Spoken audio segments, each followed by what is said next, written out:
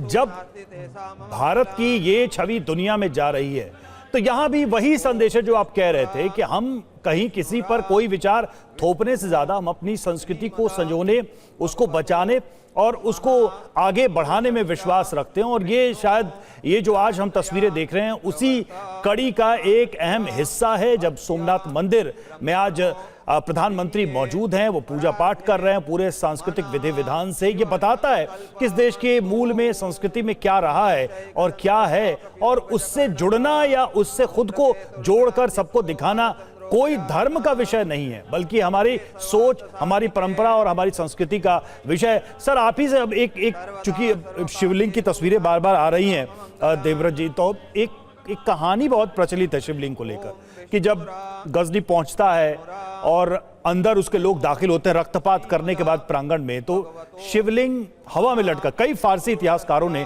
इसका वर्णन दिया है कि हवा में लटका रहा है। रोमिला थापर की बात हो रही थी, रोमिला थापर ने भी अपनी पुस्तक में उसको कोट किया उस वर्णन को, और ये जितने आक्रांता थे वो डर गए।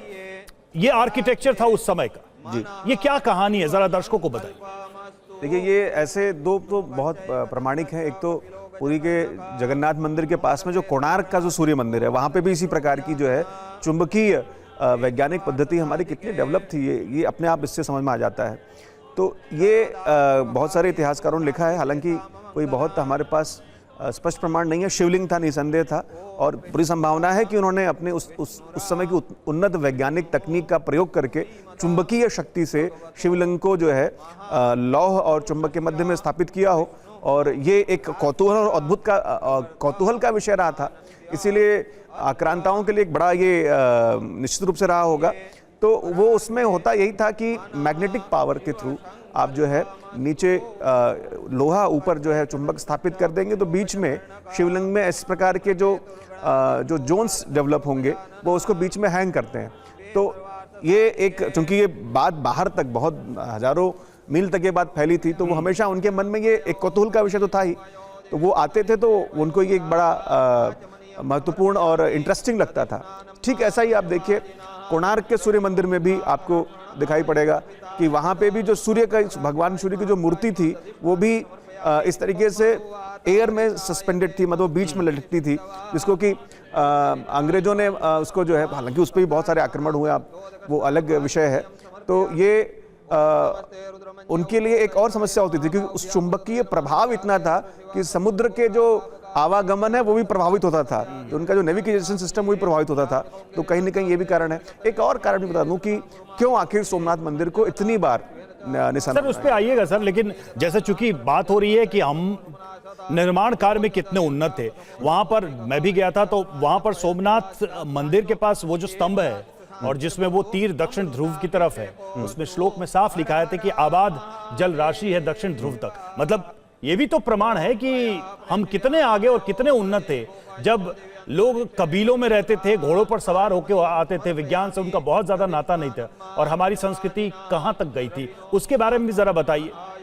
निसंदेह यही तो है, एक बड़ा अच्छा कार्य वर्तमान सरकार ने किया है कि हमारी 2020 की राष्ट्रीय शिक्षा नीति जब आई है, उसके साथ साथ उन्होंने IKS करके, इंडियन नॉलेज सिस्टम, भारतीय ज्ञान परंपरा विषयक पाठ्यक्रम शुरू किए गए हैं, जो IIT से लेकर के लगभग सारे विश्वविद्यालयों और महाविद्यालयों में पढ़ाया जा रहा है। तो ये वो प्रयास है जो कि हम अपने प्राचीन जो ग्रंथ हैं, खास करके संस्कृत साहित्य में, संस्कृत वांग्मय में जो हमारे ऐसे ज्ञान है, वो वैज्ञानिक, चाहे वो मेटलर्जी का हो, चाहे वो हमारी जो है कंस्ट्रक्शन का हो, आर्किटेक्चर का हो, ये सब इसमें दिखाई पड़ता है। ऐसे बहुत सारे मैं आपको बताता हूँ, अगस्त संहिता में, जो कि लगभग 2000 ईस्वी पुराना ग्रंथ है, उसमें बैटरी कैसे बनती है ये बात बहुत साफ तौर पे लिखी है। हालांकि हमारे लोगों ने, हम अपनी संस्कृति को नहीं मानते हैं, तो विदेशियों ने बहुत सारे ऐसे शोज बनाए हैं और उन्होंने ये दिखाया है, उन्होंने वहाँ पे उसको कोट किया है कि किस तरीके से we had the technique of making the batteries cells. और आप देखिए, चाहे हमारी युद्ध प्रणाली हो, चाहे हमारा आर्किटेक्चर में आप देखिए, इतने वैभवशाली मंदिरों के साथ साथ हमारे जो दुर्ग हैं उनकी निर्माण प्रक्रिया, निर्माण प्रणाली और मेटलर्जी टेक्निक्स आप देखिए, आज भी हमारे दिल्ली में ही जो है गरुड़ स्तंभ जो चंद्रगुप्त विक्रमादित्य का है, आज भी उसमें एक जरा सा भी उसमें रस्टिंग नहीं है, कोई जंग नहीं लगा हुआ है। तो आप सोचिए कि 400 ईस्वी के आसपास बना वो लौह स्तंभ आज भी अक्षुण रूप से खड़ा है, तो हमारे लोग तो कितना जानते थे। उसको कुतुबुद्दीन ऐबक का बना दिया गया। इसका दूसरा पक्ष भी तो हर जगह खड़ा है। हाँ, दुर्भाग्य ये है। अच्छा देखिए, जो मुस्लिम आक्रांता थे, जो शासक थे, उन्होंने कभी, उनके साथ कोई समस्या नहीं, वो क्लियर थे, उनका विजन क्लियर था वो क्या कर रहे हैं। दुर्भाग्य से स्वतंत्रता प्राप्ति के उपरांत जो इतिहास लेखन का कार्य हुआ, उन लोगों ने इस प्रकार की जो है अनावश्यक भ्रांतियां पैदा कर दी। अगर वो नहीं होता तो क्लैरिटी थी। हम मानते हैं जो कमियां हुई, जो इतिहास में जो गड़बड़ियां हुई, वो हुई, आज उसको ठीक करें। और हम किसी से विद्वेष या किसी से हिंसा या कोई हम रिवेंज लेने नहीं जा रहे हैं, बट ये है कि लोगों को तथ्य सत्य से अवगत कराना आवश्यक है। इसीलिए इतिहास के पठन पाठन में इस प्रकार की मुझे लगता है कि बहुत ज़रूरत है कि हम सही तरीके से और तथ्यात्मक इतिहास लेखन करें, और लोगों के मन में तो फिर अपने आप ये चीज़ें ठीक हो जाएंगी। क्योंकि एक बहुत साफ बात है कि अगर आपको आपके बारे में, आपके पूर्वजों के बारे में, आपके पिता, आपके दादा के बारे में अगर बहुत खराब बातें बताई जाएं, उनकी कमियों को बताया जाए कि वो कमज़ोर थे, वो निष्क्रिय थे, वो कुछ नहीं कर सके, तो आप उस लिनेज से, उस वंश प्रणाली से अपने आप को दूर रखने का प्रयास करेंगे। बिल्कुल। अवधेश कुमार जी भी हमारे साथ मौजूद हैं। अवधेश जी, आप भी कुछ ऐड करना चाह रहे थे। इससे पहले जब स्वाभिमान पर्व मनाया गया था सोमनाथ मंदिर को लेकर, और कांग्रेस पार्टी का जो रुख सामने आया था, तो उस पर बीजेपी ने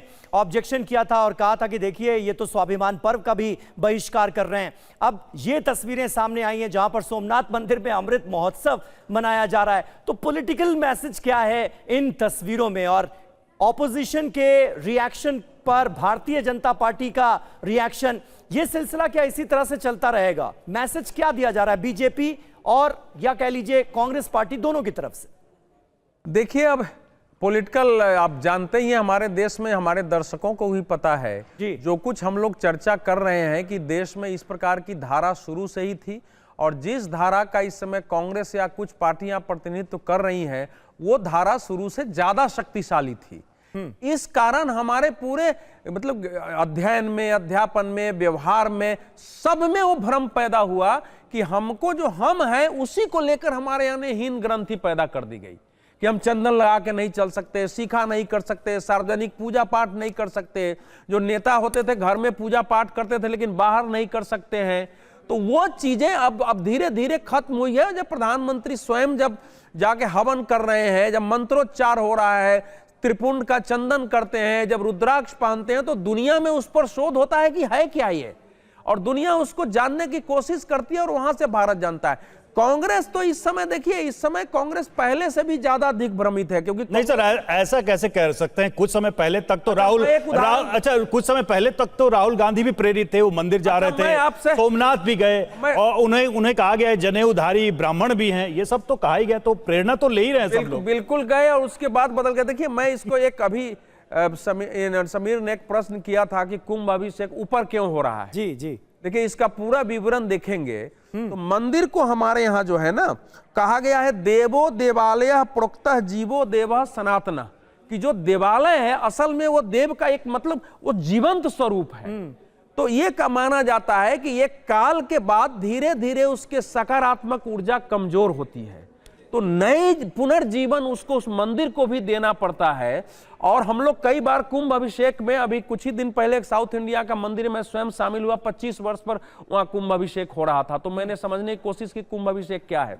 तो कुंभ अभिषेक यहाँ पर शायद 12 साल में होता है ना, 12 साल में एक बार होता है। नहीं, 12 साल पर भी होता है, अलग अलग, 12 साल पर भी है, 25 साल पर भी है, फिर 50 साल पर है, 75 साल पर है, तो 12 साल पर तो होता ही है। तो कुंभ अभिषेक का अर्थ होता है कि बहुत बड़ा ये कर्मकांड है। ये जानना चाहिए, आप कांग्रेस की बात कर, किसको ये समझ है कि कितने उसमें मतलब पहले यज्ञशाला होती है, उसमें यज्ञ होता है, अलग अलग नदियों के जल लाए जाते हैं, उन नदियों को मंत्रों से अभिषेक किया जाता है, फिर उन जलों को लेकर फिर कलश से लेकर सारे विग्रहों पर डाला जाता है।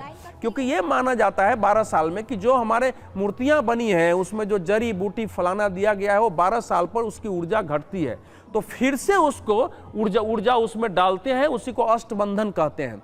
तो ये जो एक कुंभ जो कलश है कि वहां स्थित दिव्य शक्तियां जो जो उसमें मंदिर की घंटी होती है, जो वेद के मंत्रोच्चार होते हैं, जो दीप का लौ होता है, जो प्रार्थना की ध्वनि होती है, जो भोग लय, सब मिला ये करके तो आपने धार्मिक प्रतिष्ठानों की बात हाँ, कर तो दी, ये लेकिन ये भी तो कहा जाता है अवधेश जी कि भाई धर्म और राजनीति का जो गठजोड़ है वो नहीं होना चाहिए।